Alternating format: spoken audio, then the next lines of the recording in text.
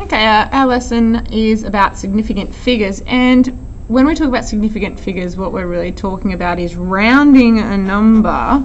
It might be a little less accurate, but it's about getting kind of a ballpark figure.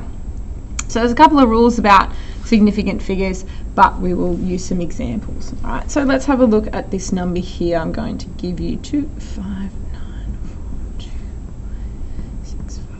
And what we can do here is round a number to lots of different places. Now, if I told you to round it to 1 decimal place, I would be looking at only filling this spot here.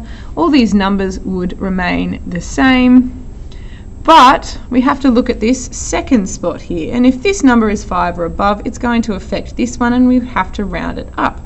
So if I rounded to 1 decimal, then this one here would round to 7, and that is our number. If I asked you to round it to the nearest whole number,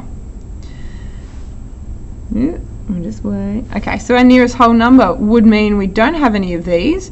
These numbers would remain the same, but what we're changing now is this first place value, this 1's value, and this again is 5 or above. So we go back to the original. This one is 5 or above, so it's going to have an effect on this, and we would have to round it up. So as a whole number, that's what that would look like. If we had to round it to 10s, we would have to keep these ones the same. Have a look at where we sit here. Now this 3, or this 2, sorry, will round down. So therefore this one stays as a 4, and we'd round to 25,940. If we had to round to hundreds, let's keep going. We now have to look at this place value. So these ones stay the same. 9 and 4 will round down, so we'll stay here. We could round to the thousands. So this is just regular rounding. We've done this all before. The 20,000 will stay the same. We know that this 9 is going to be quite big, so really this 25,900 or 25,942 is going to round to 26,000, and if I asked you to round it to tens of thousands, then we'd have to have a look. How would we round this?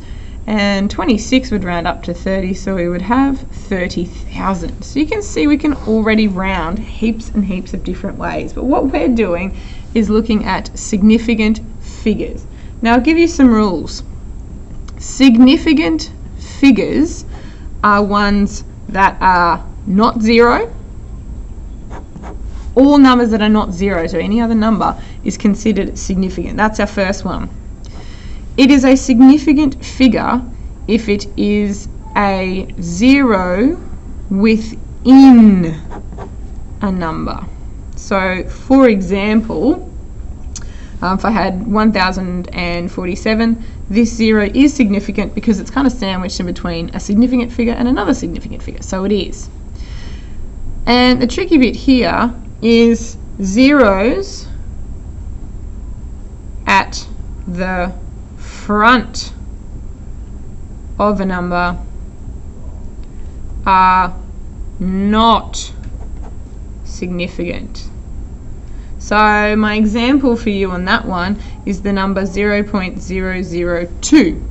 Even though we have some zeros leading before we get to this one that is definitely significant, these ones don't count. Right? We could write that in scientific notation as 2 times 10 to the 1, 2, 3, negative 3. So this 2 is the only significant number in that number.